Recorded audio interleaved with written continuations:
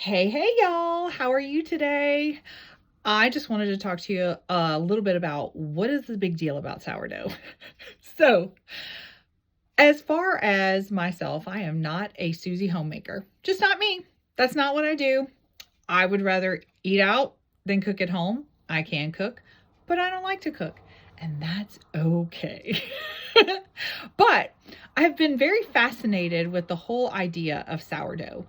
And so recently, a friend of mine, her daughter had done a sourdough class and had gotten a sourdough starter and has done all these great and wonderful things with her sourdough starter.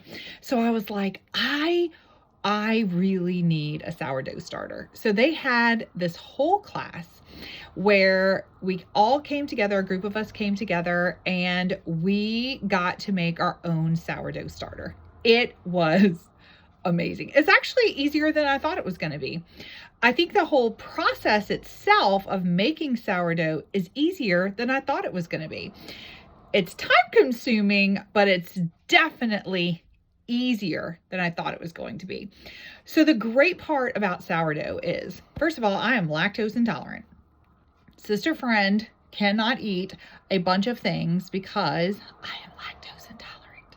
So there are a lot of things that I can't do that when you buy from the regular grocery store, I just can't do. So a lot of times I make things because I know what's in them. Hello. So sourdough, the great thing about it is it's a whole 3 ingredients. It's flour, it's water, it's your sourdough starter, and 4, salt. I'm sorry, there's 4 ingredients. But in reality, those are 4 ingredients that's in sourdough. So that's what makes sourdough great. And also the fact that you can choose your flour that you want can actually be really good for people who can't really process breads or gluten. And because your starter is taking out all the bad bacteria and putting in all the good bacteria, especially when you grow it in your own home, it kind of takes on the bacteria that's prevalent or that you need to thrive in your own environment, which is great. So my sourdough starter is a little bit different from the lady who gave me her starter, right? Because when I started feeding it in my home, it starts feeding off of the bacteria that is in my home, things that I'm gonna need in my bread at my home. And the great thing is when I give a starter to someone else and they take it home and they feed it in their home, that exact same thing happens there. It's wonderful. Just the whole concept of it all is just great to me.